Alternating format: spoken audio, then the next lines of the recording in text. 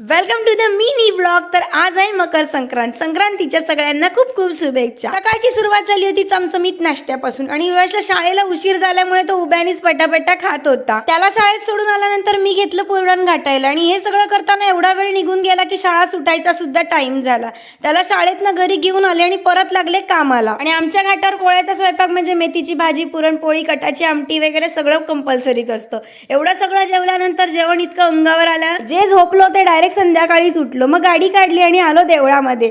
देवळात दर्शन वगैरे केलं. म्हटलं आज बुधवार आहे, बुधवारचा बाजार पण भरलाय तर फिरून यावं. आणि लहान मुलांच्या कपड्याचं नवीन शॉप सुद्धा ओपन झालं तर मी युवांसाठी आम्हाला कपडे पण बघायचे होते. मग तिथे सुद्धा जाऊन आलो. आता खरेदी करायला बाहेर पडलोच तर खिसाच खाली झालाच पाहिजे म्हणून फॅमिली बास्केटमध्ये पण जाऊन आलो. आणि संक्रांत म्हणल्यावर तिळगुळ तर बनलेच पाहिजे. आता मी बनवलेले तिळगुळ कसे दिसत आहेत ते कमेंटमध्ये तुम्ही नक्की सांगा. आणि मग तेच तिळगुळ घेऊन मम्मीकडे गेले, सर्वांना दिले. असाच होता छोटासा आजचा मिनी व्लॉग. Bye bye.